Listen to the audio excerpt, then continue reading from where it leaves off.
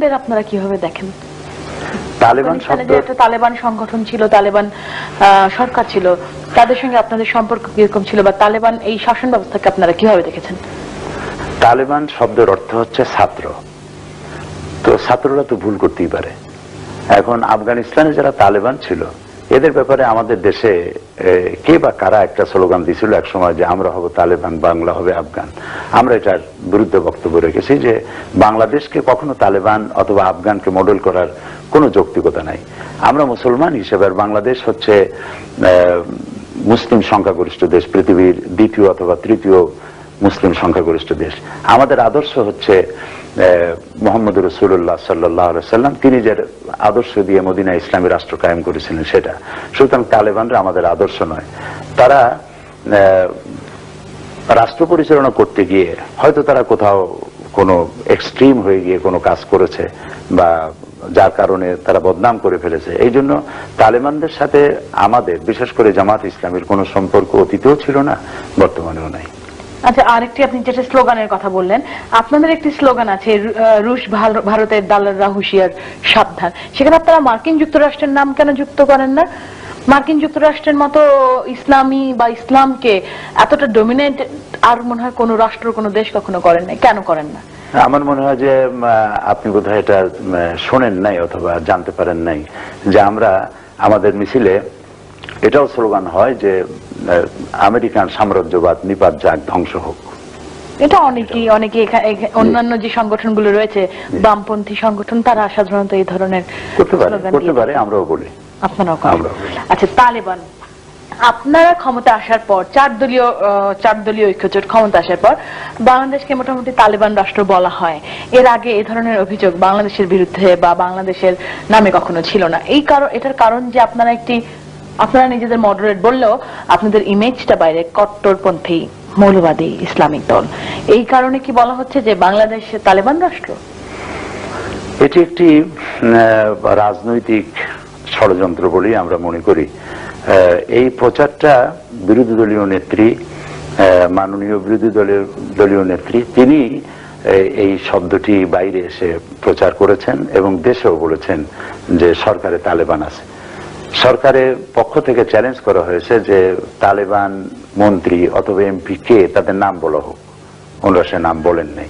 ওনারা একথাও বলেছেন যে বর্তমান সরকার, জোট সরকার ক্ষমতায় আসার পর দেশে সাম্প্রদায়িক শক্তি, সাম্প্রদায়িক সম্প্রীতি বিনষ্ট হয়েছে।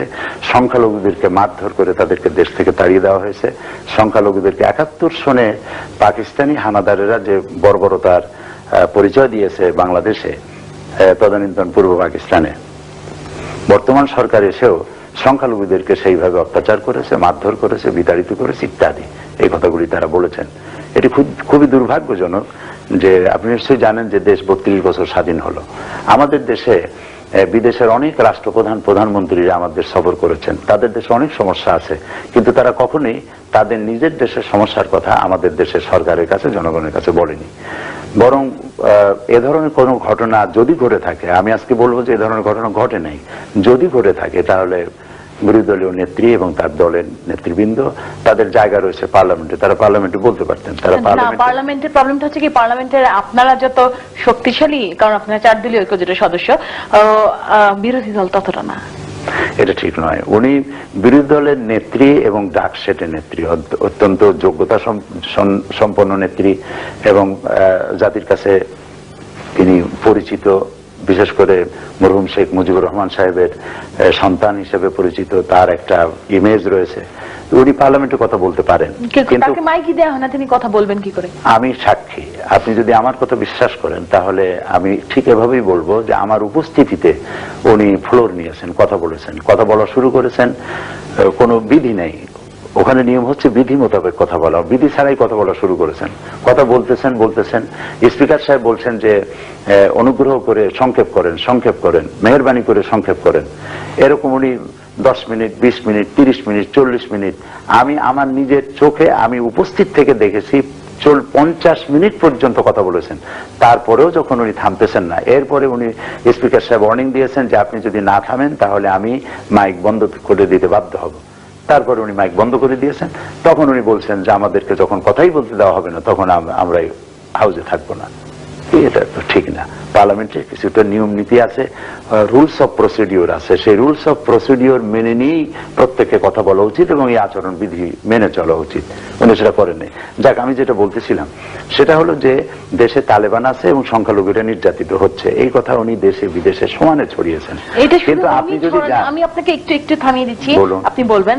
শুধুমাত্র উনি ছড়ান নাই, আপনি যদি এখানকার পেপারগুলো দেখেন, এখানকার গার্ডিয়ান থেকে আরম্ভ করে বেশ কিছু এরকম ওয়ার্ল্ড রিকগনাইজড জার্নাল দেখেন, আপনি দেখবেন আমাদের দেশের সংখ্যালঘুরা যে নির্যাতিত হচ্ছে তার উপর বিভিন্ন রকম আর্টিকেল প্রায়শই লেখা আসছে।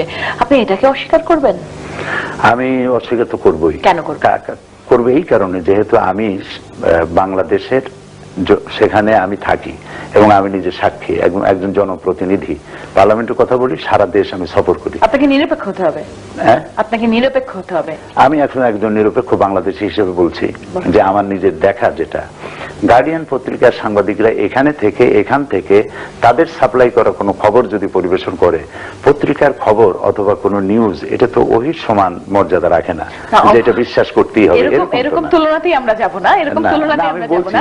তারপরেও যেহেতু বর্তমান বিশ্বে পেপারগুলো বা কিছু কিছু পেপারের গ্রহণযোগ্যতা এত, আমরা মনে করি যে হ্যাঁ, এই ধরনের পেপারে আসলে, যেমন বাংলাদেশের অনেক পেপার দেখলে আমরা বুঝি এটা আওয়ামী লীগ কেন্দ্রিক পেপার, অর্থাৎ আওয়ামী লীগের নিউজটা ফলো করে ছাপা হবে, বিএনপি পেপার বিএনপির ফলো করে ছাপা হবে। কিন্তু গার্ডিয়ান সম্পর্কে এই ধরনের অভিযোগ সাধারণত কেউ করে না।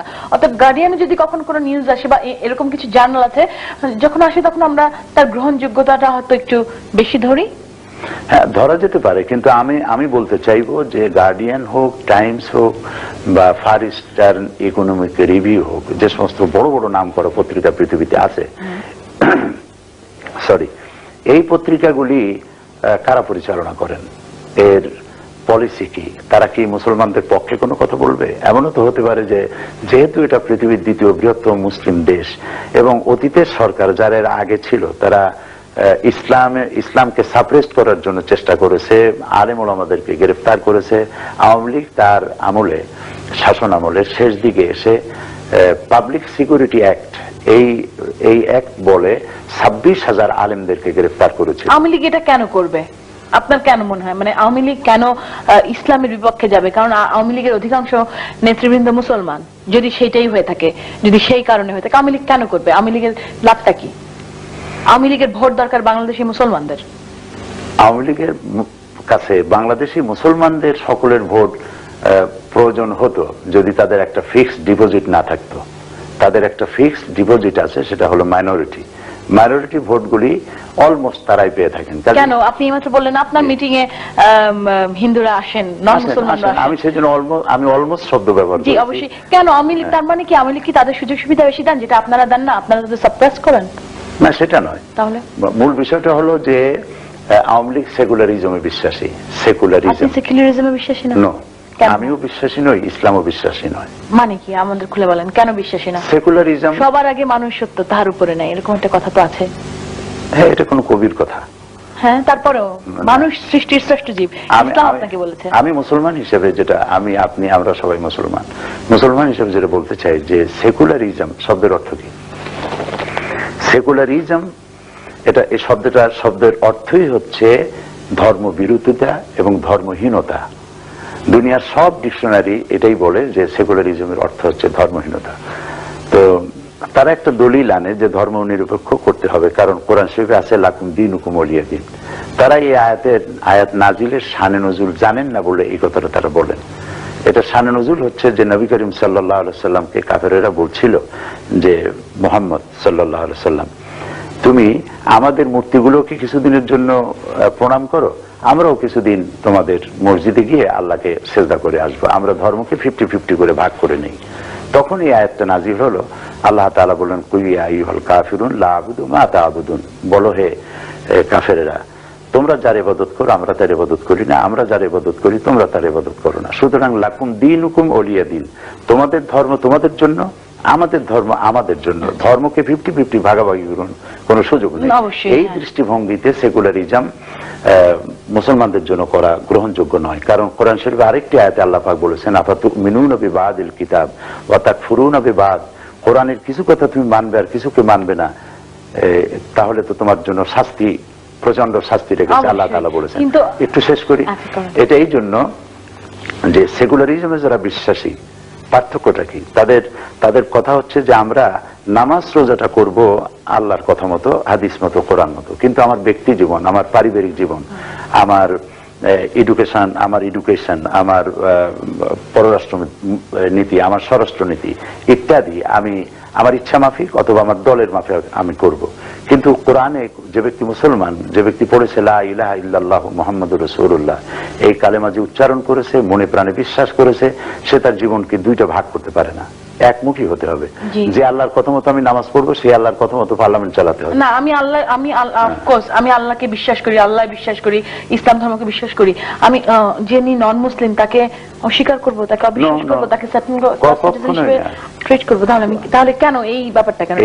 এইটা তো এরকম যে নন মুসলিমদের ব্যাপারে নবী করিম সাল্লাল্লাহু আলাইহি ওয়াসাল্লাম বলেছেন যে সংখ্যাগরিষ্ঠ মুসলিম এলাকায় যারা সংখ্যালঘু তাদের প্রতি সদাচরণ করবে। যদি কেউ তাদের উপরে জুলুম করে, তাহলে আমি নবী সাল্লাল্লাহু আলাইহি ওয়াসাল্লাম, আমি কিয়ামতের দিন সংখ্যাগরিষ্ঠ মুসলিমদের বিপক্ষে অবস্থান নিয়ে সংখ্যালঘুদের পক্ষে আল্লাহর দরবারে মামলা দায়ের করব।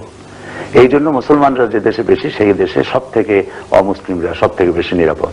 সেই জন্য সেকুলারিজমের কোনো প্রয়োজন মুসলমানদের হয় না, যেহেতু ইসলাম কমপ্লিট কোড অফ লাইফ, এর মধ্যে কোনো জোড়াতাড়ি দেওয়ার দরকার নেই।